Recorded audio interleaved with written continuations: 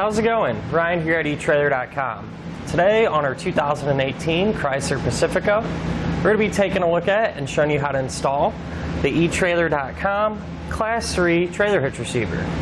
Now, even though this hitch is more visible than some of the others out there, it does sit behind the bumper nicely and it almost looks like it belongs. It doesn't look like it's out of place. And there is an upside to the visibility, and that's easy use. Everything is going to be in the open and really easy to get things connected or disconnected. And one of the things that kind of separates this one from some of the others is its finish. It's going to have a carbide matte black powder coat finish.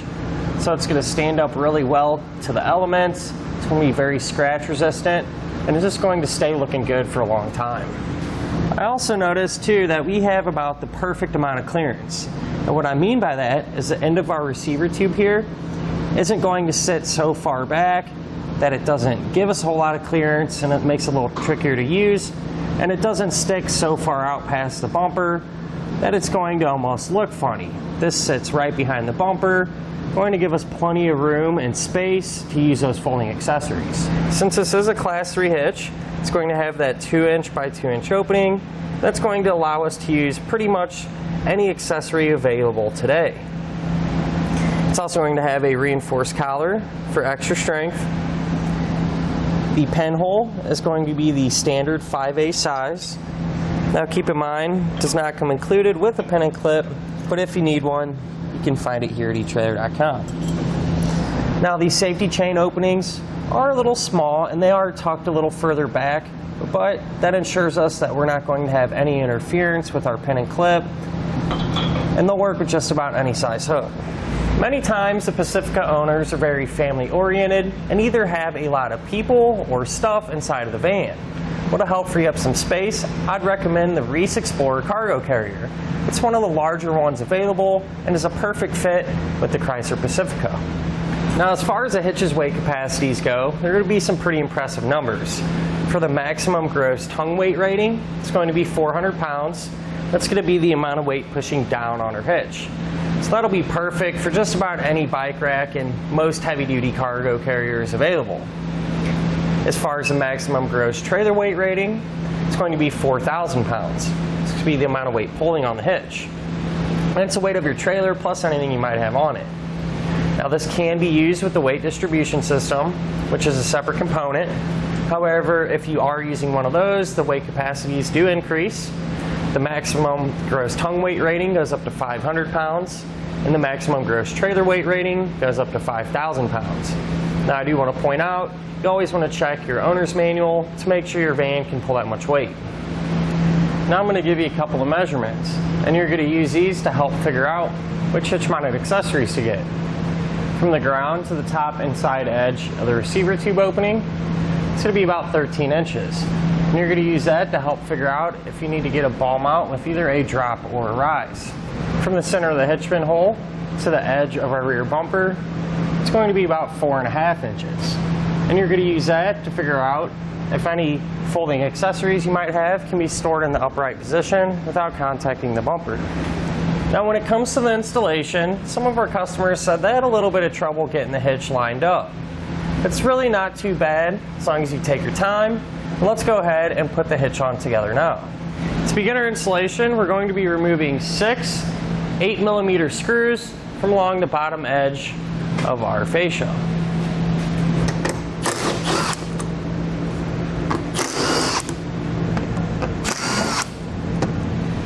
Now if we come to our driver's side wheel well, we're going to have one 8mm screw that we need to take out here. Then we're going to have 2 more just like it up along this side edge.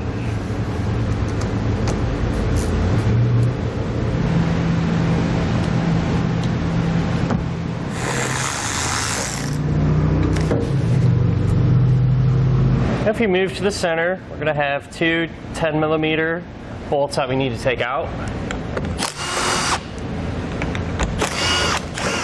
Then we can kind of peel this down out of the way, and that'll expose 2 plastic 10mm nuts that we will remove as well.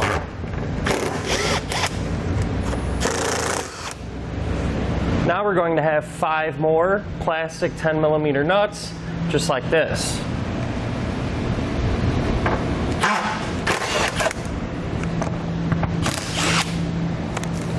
we're gonna have 2 plastic Phillips head screws, just like this, that we need to loosen up. Now these are gonna be a little different. What we're gonna do is loosen them a handful of turns,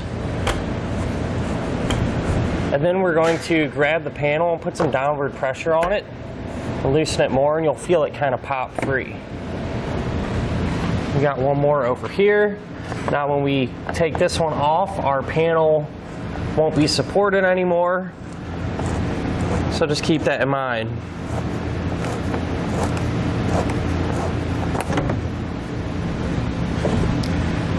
We can drop it down and slide it out of the way. We need to lower our exhaust, but before we do that, what I like to do is take a strap and run it from side to side. And that way it'll kind of cradle our exhaust and help support it while we remove those rubber isolator hangers. So to remove our isolator hangers, we're going to have 2, one right here at the tailpipe and one further up the exhaust system. But to get them off, spray them down with some penetrating oil or just some soapy water. We can take a pry bar and pry that rubber hanger off of our metal exhaust.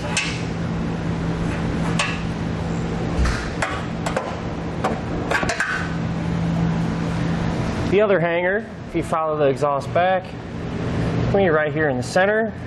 And I use that same technique to get that removed as well.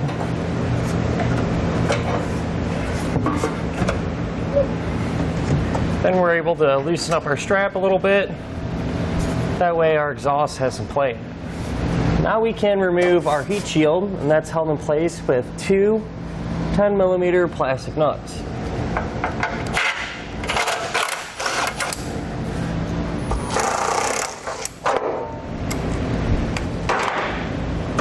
Grab it, just work it down, and set it off to the side for now. Now we can trim out our heat shield. Now there's a diagram and the instructions with some measurements that tell you exactly where you're going to cut it, and I went ahead and marked that area out now. Now this is relatively thin metal, so I'm going to cut it with a pair of tin snips. However, I'm sure you could do it with a Dremel tool or even a regular pair of snips.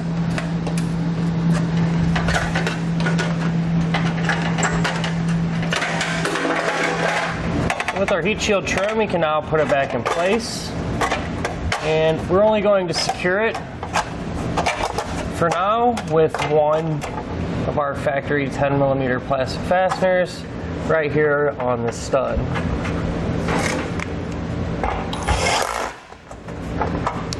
Now I'd like to point out our attachment points that are going to hold our hitch in place. On the passenger side, we're going to have 3. We're going to use this hole, and this hole. Over here on the driver's side, we're going to have 2 attachment points. We're going to have this hole as well as this hole. To get our hardware in place, we're going to be using the fish wire technique. So we'll take the coiled end of our fish wire and first put it through this hole. We're going to push it back and get the end of it to drop out of the larger one. This can be a little tricky sometimes, so if you have to, sometimes it helps to kind of bend that fish wire. You may have to reach up there and feel around for it.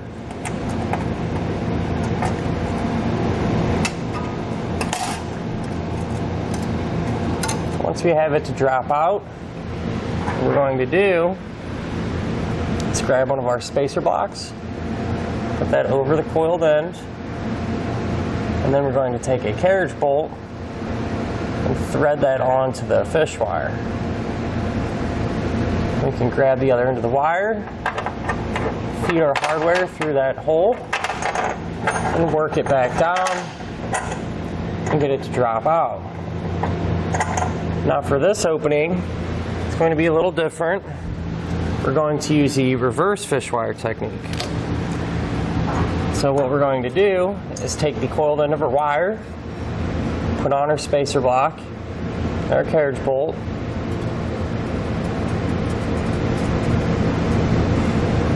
and we can work the hardware in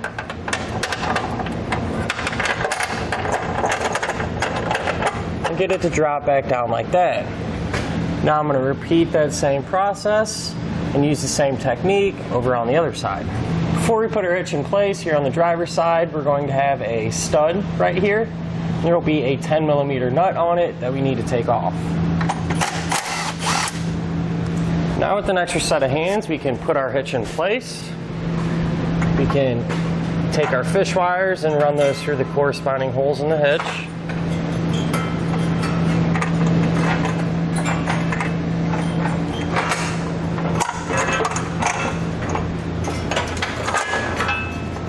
And once all of our hardware drops through and is lined up, we can remove our fish wire and secure it using a flange nut. We want to get one started on each side, hand tight, that way the hitch will support itself while we work on the rest of the hardware.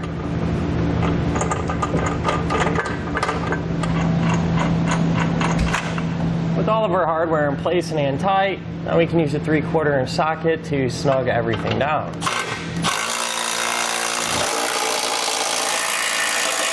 Now we can use a torque wrench to tighten everything down to the amount specified in the instructions.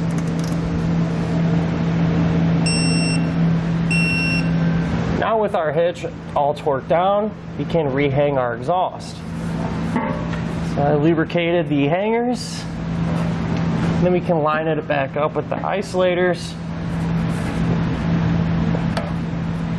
and put it back into place. And once it's supporting itself, we can then remove our strap.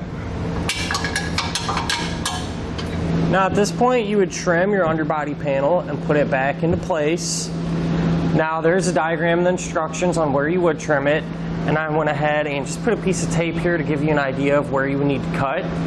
This is like relatively thin, almost a cardboard material, so you could use a utility knife, a pair of tin snips, or even a Dremel tool to cut out that opening. However, our customer has chosen just to leave this off for now, so we're going to skip that step, and you can do the same if you'd like. However, if you want to trim it, follow instructions and use this as a guide. And that'll finish up our look and our installation of the etrailer.com Class 3 trailer hitch receiver on our 2018 Chrysler Pacifica.